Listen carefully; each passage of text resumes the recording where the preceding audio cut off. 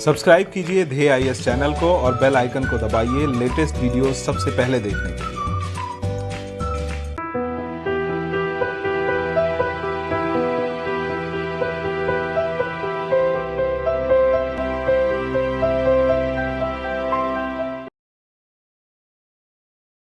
नमस्कार, मैं सुनील वर्मा ध्येय आईएएस टीम की ओर से आपका स्वागत करता हूं ध्येय टीवी पर।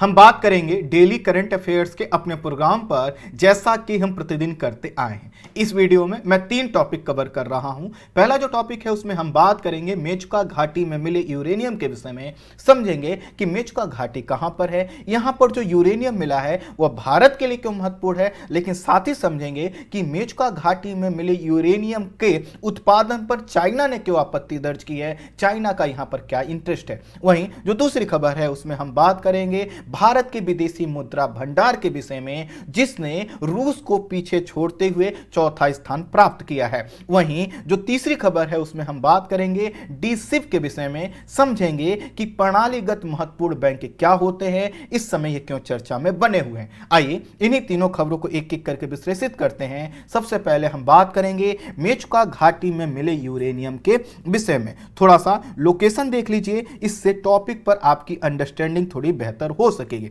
यहां पर दिखाया गया है आपको जो है कि अरुणाचल प्रदेश का मैप। यहां पर देखेंगे तो आपको भूटान दिखाया गया है, यहां पर चाइना वाला क्षेत्र दिखाया गया है, यहां पर आपको म्यांमार वाला क्षेत्र दिखाया गया। अब जो अरुणाचल प्रदेश को आप देख रहे हैं, तो इसी अरुणाचल प्रदेश में यहां पर देखिए, जहां पर मैं लोकेशन अब बना रहा हूं, यह है मेचुका वैली, मेचुका घाटी। यहां पर भी आप देख सकते हैं, यहां पर लिखा है मेचुका वैली वाला क्षेत्र। तो आप देखिए, यह जो आपका उत्तरी अरुणाचल प्रदेश वाला क्षेत्र है, यहां पर यह मेचुका घाटी है।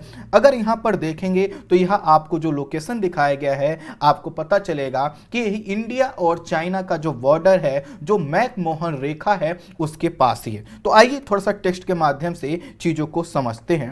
अरुणाचल प्रदेश चीन, म्यांमार और भूटान के साथ जो है कि अपना सीमा साझा करता है और यह उत्तर पूर्व का एक महत्वपूर्ण राज्य है। अरुणाचल का जो अर्थ होता है वह होता है उगते सूर्य का पर्वत, अर्थात उगते सूर्य का पर्वत इसलिए कहा जाता है क्योंकि यह सबसे पूरब में है, आपको पता है, और वहां पर जब सूर्य की किरणें सबसे पहले पड़ती हैं तो इसका मतलब यह होता है कि वहां के जो पर्वतीय क्षेत्र हैं उस पर उजाला सबसे पहले आता है। इसके कारण इसको उगते सूर्य का पर्वत कहा जाता है और इसी के कारण इस पूरे राज्य को अरुणाचल प्रदेश के नाम से हम जानते हैं। अरुणाचल प्रदेश तिब्बत अर्थात चीन के साथ लगभग 1129 किलोमीटर का सीमा साझा करता है और 1962 के भारत चीन युद्ध के दौरान अरुणाचल प्रदेश के आधे से भी ज्यादा हिस्से पर चाइना की जो पीपल लिबरेशन आर्मी है उसने क्या किया था, अस्थायी रूप से कब्जा कर लिया था। लेकिन बाद में युद्ध विराम घोषित करते हुए उसने अपनी सीमा जो सेना थी उसको मैकमोहन रेखा से पीछे बुला लिया। इसके बाद भी चीन जो है कि अरुणाचल प्रदेश पर अपना जो है कि दावा करता आया है, लेकिन भारत अपनी संप्रभुता के हवाले से बार बार इनकार करता आया है कि यह जो पूरा क्षेत्र है वह भारत का अभिन्न अंग है और इससे कोई समझौता नहीं किया जा सकता। तवांग में स्थित बुमला दर्रा को वर्ष 2006 में पहली बार व्यापार के लिए खोला गया था, जो यह बताता है कि दोनों देशों की निकटता होने के बावजूद यहां पे जो दर्रे हैं वह कितने सेंसिटिव हैं। अरुणाचल प्रदेश के ऊपरी सुबनसिरी जिले में सारीचू नदी के तट पर चीन ने क्या किया है, एक स्थायी गांव बसा लिया है और इसके बाद से दोनों देशों के जो संबंध हैं वह तनावपूर्ण बने हुए हैं। अरुणाचल प्रदेश के जो बीजेपी के सांसद तापिर गांव हैं, उनका कहना है कि चीन ने मैकमोहन रेखा के अंदर भारत की तरफ स्थित बीसा और माजा के बीच एक हवाई पट्टी का भी निर्माण किया है, लेकिन भारत सरकार ने इस पर कोई एक्शन नहीं लिया है। भारत जब भी अरुणाचल प्रदेश में कोई पुल बनाता है, कोई बांध बनाता है, कोई सड़क निर्माण करता है, तो चीन इसका विरोध करता है। उसका कहना है कि अरुणाचल प्रदेश में कोई निर्माण भारत द्वारा नहीं किया जा सकता, और तो और अगर भारत के प्रधानमंत्री यहाँ के जो है कि कोई अधिकारी वहां जाते हैं तब भी चाइना अपना विरोध प्रदर्शित करता है। कुल मिलाकर वह हर तरीके से यह बताना चाहता है कि जो अरुणाचल प्रदेश है वह उसका हिस्सा है, लेकिन बस वही चीज है कि जब तक चाइना को हम ने जैसे कि पश्चिमी मोर्चे पर पीछे नहीं ढकेला था तब तक उसकी हेकड़ी बनी हुई थी।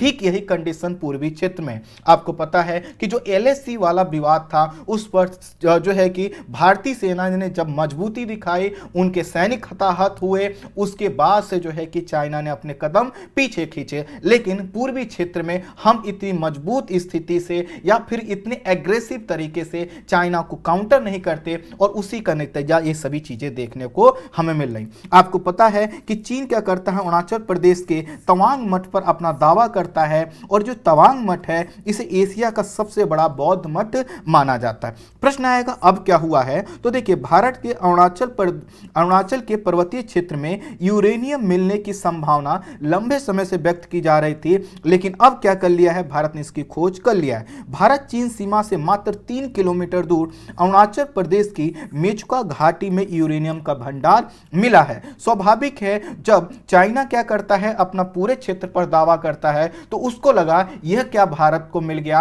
और चूंकि जैसा कि हमने कहा कि यह जो अरुणाचल प्रदेश है इसको बोला जाता है उगते सूर्य का पर्वत, अर्थात एक ऐसा पर्वतीय राज्य वाला क्षेत्र जहां पर सबसे पहले सूर्योदय होता है भारत के पॉइंट ऑफ व्यू से। स्वाभाविक है जो यूरेनियम है इसकी ऊर्जा से भी अब क्या होगा, आने वाले समय में अरुणाचल प्रदेश जो है कि और जो है कि वो अपना उजाला प्राप्त करेगा या फिर पूरे भारत को उजाला वह दे पाएगा। मेचुका घाटी क्षेत्र अरुणाचल प्रदेश के सिनियोमी जिले के लगभग 6000 फीट की ऊंचाई पर, और इसको मीटर में कन्वर्ट करेंगे तो इतने मीटर की ऊंचाई पर स्थित एक छोटा सा घाटी और शहरी क्षेत्र है। शहरी क्षेत्र इसलिए कहना जरूरी था क्योंकि आपको यह ना लगे कि यहां पर लोग नहीं रहते, यह खाली पड़ा था, अर्थात यहां पर आवासीय क्षेत्र एक शहरी क्षेत्र है। मेचुका या फिर जो है कि मेंचुका के पास स्थित मैकमोहन लाइन भारतीय क्षेत्रों व चीनी क्षेत्रों को क्या करती है, अलग करती है। जैसा कि फिर से आप इस मैप को देख सकते हैं।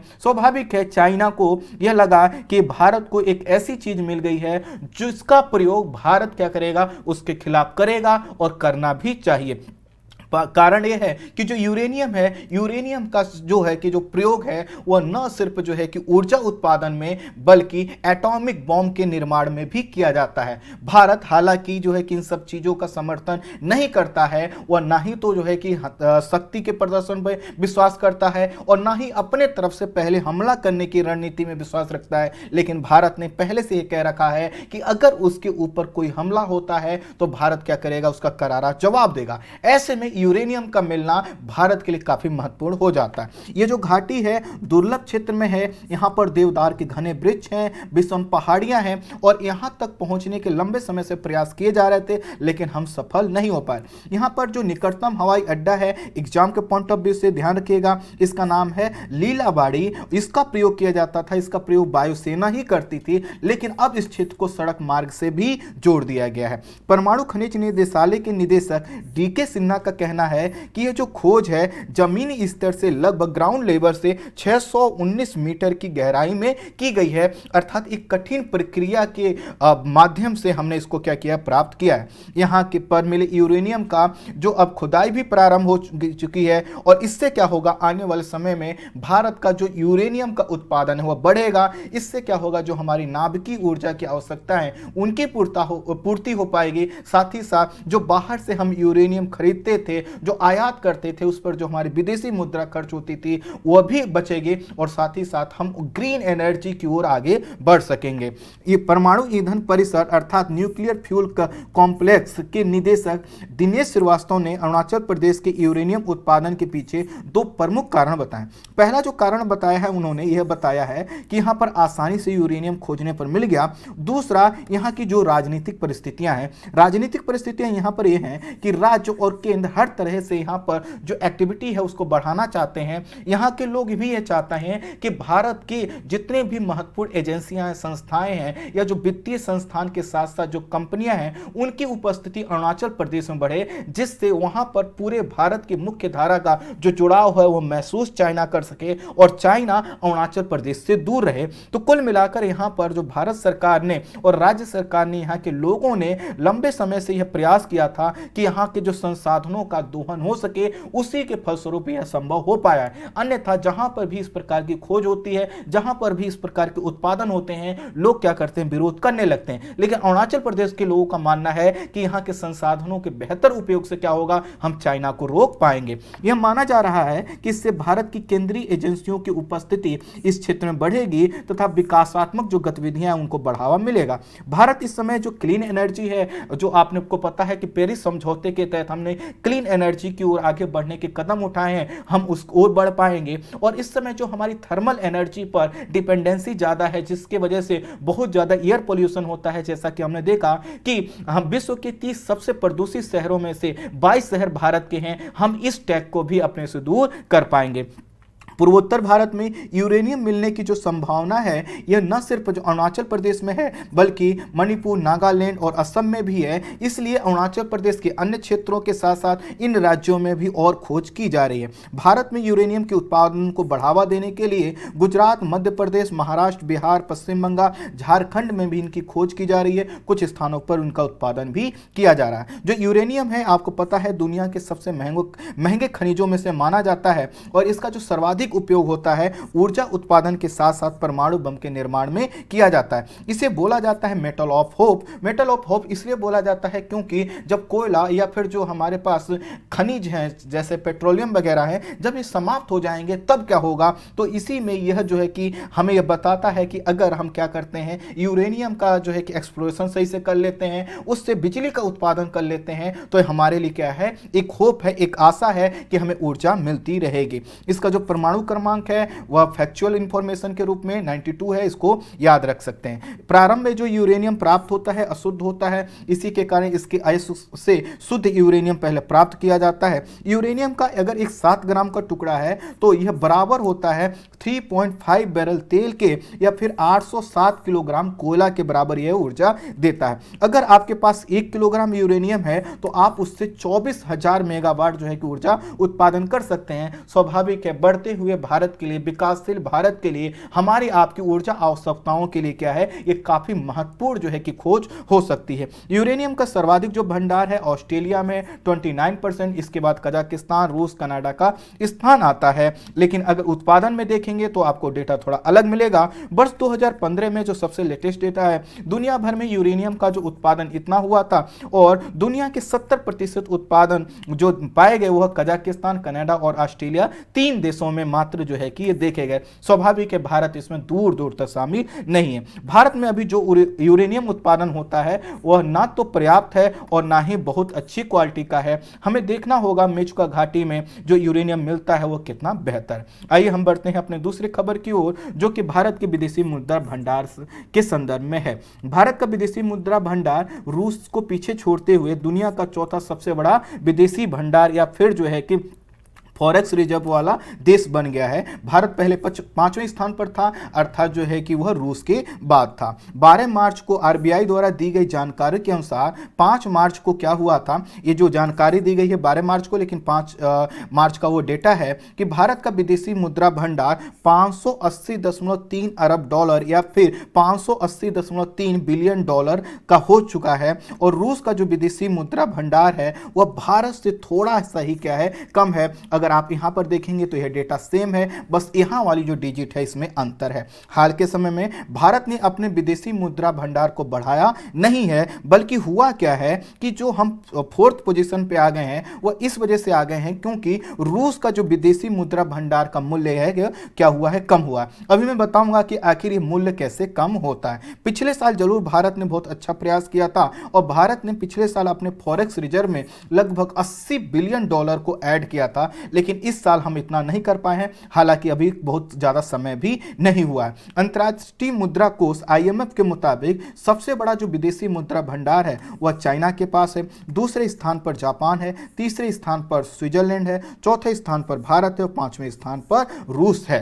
अब आप कहेंगे अमेरिका नहीं है, तो अमेरिका का ही तो डॉलर है जो सब लोग क्या करते हैं, अधिकांश तब विदेशी मुद्रा भंडार की एक प्रमुख करेंसी के रूप में रखते हैं। भारत का विदेशी मुद्रा भंडार 18 माह के आयात के लिए अब पर्याप्त हो चुका है। यह कितना है, जैसा कि हमने कहा $580 बिलियन लगभग, तो ये कितना है 18 माह के हमारे आयात के लिए पूरा है। आपको याद हो तो 1991 का वह समय जब हमारे पास विदेशी मुद्रा भंडार लगभग समाप्त हो गया था, और आपने किताबों में पढ़ा हुआ था कि इस समय हमारे पास 1 से 2 सप्ताह की आवश्यकता के लिए ही क्या हुआ था, विदेशी मुद्रा भंडार बना हुआ था। इसलिए जब भी हम लोग उदारीकरण, वैश्वीकरण, निजीकरण की बात करते हैं या फिर बैंकों के विषय में बात करते हैं, आरबीआई के विषय में बात करते हैं, तो हम इस कंडीशन का जिक्र करते हैं कि हमारे यहाँ जो विदेशी मुद्रा भंडार था उस समय कितना कम था, अब बढ़ रहा है। हालांकि हमें और विदेशी मुद्रा भंडार को बढ़ाने की आवश्यकता है। जो विदेशी मुद्रा भंडार है इसके विषय में समझिए, इसे फॉरेक्स रिजर्व या फिर आरक्षित निधियों का भंडार भी कहा जाता है। आरक्षित निधियों का भंडार का मतलब है एक ऐसा करेंसी है जो कि आमतौर पर खर्च नहीं हो रहा है, कहीं रखा हुआ है और जिसको जब जरूरत पड़ेगी हम यूज कर सकते हैं।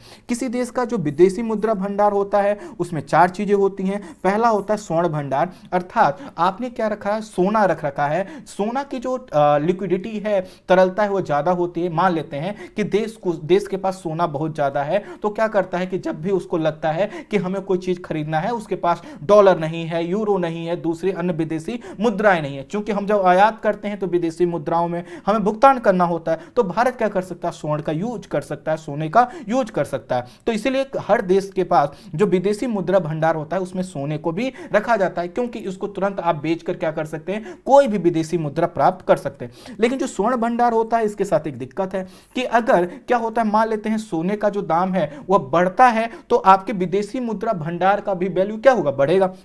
एग्जाम्पल से लेते हैं, मान लेते हैं 10 ग्राम जो सोना है वो इस समय 40,000 का है, मान लेते हैं, ठीक है। अगर ये जो 10 ग्राम सोने का मूल्य है वह क्या हो जाए, वह 60,000 का हो जाए, तो आपके पास भले ही सोना उतना ही है, गोल्ड उतना ही है, लेकिन क्या हो जाएगा, वैल्यू आपके विदेशी मुद्रा भंडार की बढ़ जाएगी। तो रूस के संदर्भ में भी इस समय ऐसा ही हुआ। दरअसल होता क्या है कि जब सोने का मूल्य ज्यादा होता है तो उसकी जब मूल्य जब कमी आती है तो अपने आप आपके जो विदेशी मुद्रा भंडार का मूल्य वो कम हो जाता है। तो इससे आप फॉरेक्स रिजर्व का वैल्यू कैसे चेंज होता है उसको। अब दूसरा जो कंपोनेंट्स है विदेशी मुद्रा भंडार का वह है विदेशी मुद्रा। जैसे कि हम क्या करते हैं, अधिकांश देश क्या करते हैं, अगर विश्व में देखा जाए तो जो भी उनके पास विदेशी परिसंपत्तियां होती हैं, देखिए शब्द पे कह ले क्या, विदेशी परिसंपत्तियां। विदेशी परिसंपत्तियों में क्या आता है, विदेशी मुद्रा अर्थात दूसरे देश की मुद्रा आती है। विदेशी कंपनियों के जो शेयर हैं जो कि आपके यहां लगे हुए हैं, अर्थ भारत में लगे हुए हैं, डिवेंचर या बॉन्ड आते हैं। इन शब्दों पे मैं नहीं जाऊंगा, इसको मैं कई वीडियो में कई डिटेल में बता चुका हूं। खैर अगर हम देखें तो जो विदेशी मुद्रा होती है उसमें से सर्वाधिक जो रखा जाता है किसी भी देश के द्वारा, तो अगर विश्व में जितना भी विदेशी मुद्रा रखा जाता है उसमें 62% जो योगदान है डॉलर का है, क्योंकि अंतर्राष्ट्रीय व्यापार में डॉलर का योगदान काफी ज्यादा है। उसके बाद आता है यूरो का स्थान 20.2%, उसके बाद आता है येन का स्थान 4.91%। उसके बाद होता है आईएमएफ के पास जो है कि क्या होता है, कोटा होता है देशों का। हर देश को क्या हुआ, आईएमएफ पे कोटा मिला हुआ है, तो इसको बोला जाता है आईएमएफ का हर देश के पास जो कोटा है उसको सामान्य शब्दों में बोला जाता है एसडीआर अर्थात विशेष आहरण अधिकार। इसको मैं नहीं समझाऊंगा, इसलिए नहीं समझाऊंगा कि इससे आपको जो है कि थोड़ा सा टॉपिक बहुत बड़ा हो जाएगा। 3 टॉपिक करना है, संक्षेप में करना है। और एक होता है आईएमएफ के पास रिजर्व ट्रेंच। आईएमएफ के पास रिजर्व ट्रेंच का मतलब यह है कि आपको अगर आपके देश को, हमारे किसी भी देश को लगता है कि हमें तात्कालिक रूप से आईएमएफ से कुछ मदद चाहिए, तो इस रिजर्व ट्रेंच से आपको मदद मिल जाती है। और जो एसडीआर है दरअसल क्या है, एक वोटिंग राइट से आईएमएफ में एक कोटा है और उसी के अनुपात में आपको वहां पर क्या रखना होता है, अपना मूल्य का जो है कि मुद्रा रखनी होती है, तो इसी को बोला जाता है एसडीआर। आई होप संक्षेप आप इसको समझ पाए होंगे। विदेशी मुद्रा भंडार को भुगतान संतुलन में आरक्षित परिसंपत्तियां भी कहा जाता है। आरक्षित परिसंपत्तियां का मतलब है कि अगर आपको भुगतान करना हो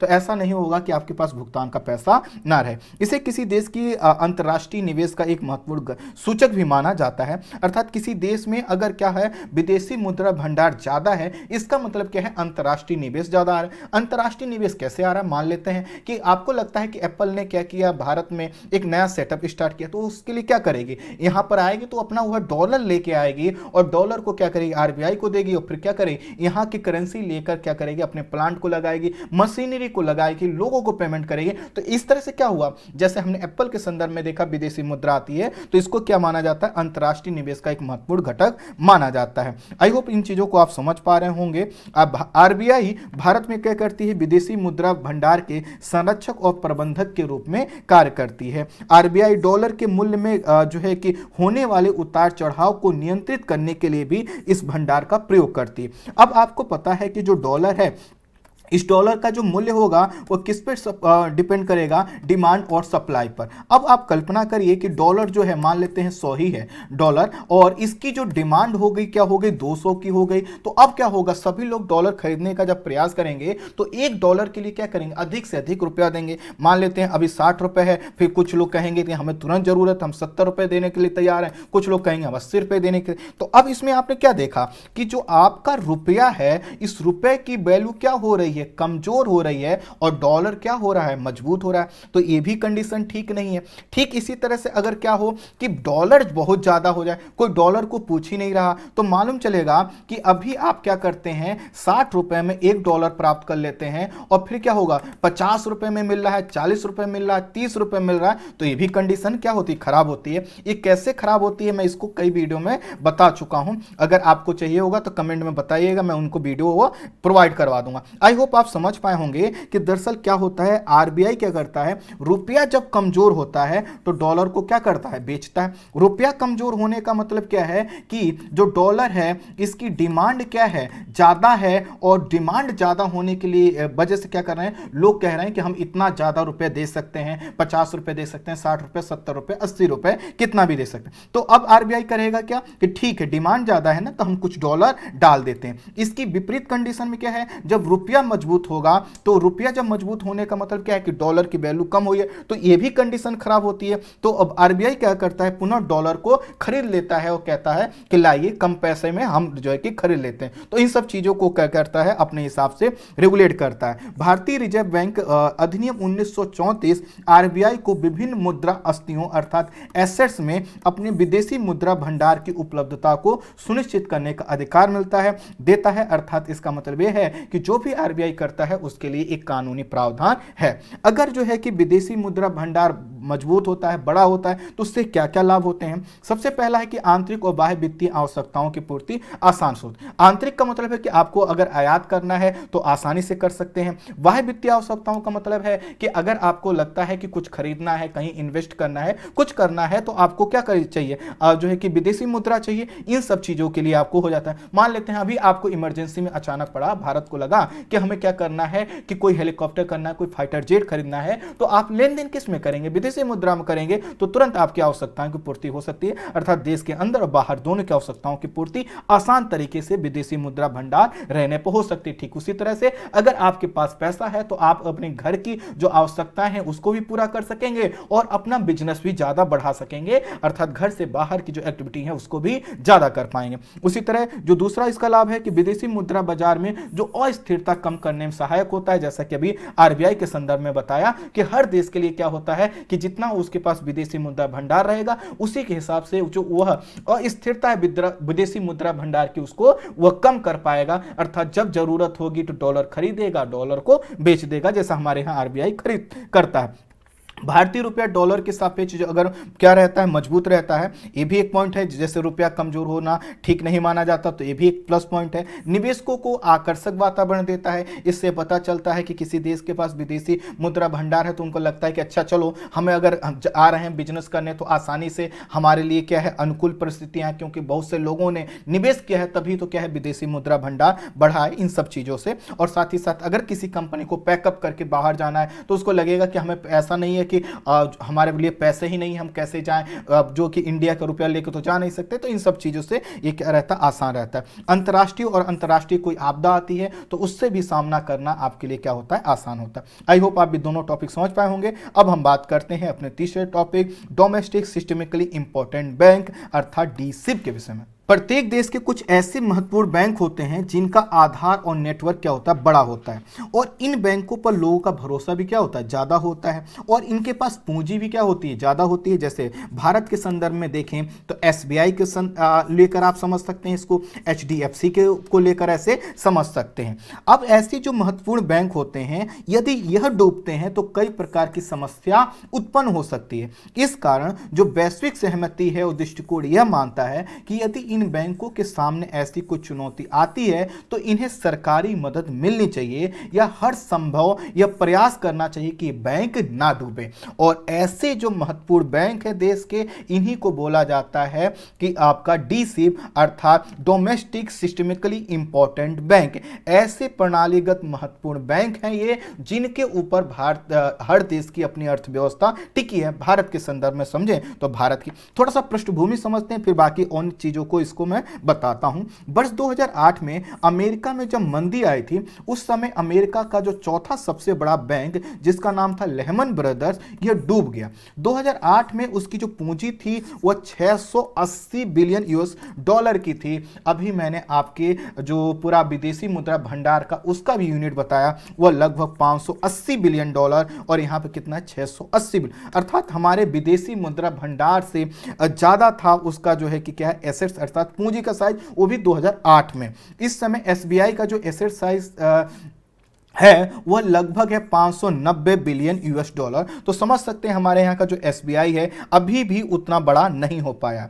यह जब यह बैंक क्या हुआ, यह जब डूबा अर्थात जो लेमन ब्रदर्स बैंक डूबा तो यूएस कैपिटल मार्केट में एक प्रकार का भूचाल आ गया, और आपको पता है यहीं से क्या होती है, मंदी की शुरुआत होती है। यहाँ से यह हुआ कि यह इस प्रकार के जो बैंक है महत्वपूर्ण है, और ऐसे ही बैंकों को बोला गया डोमेस्टिक सिस्टमिकली इंपॉर्टेंट बैंक अर्थात डीसी।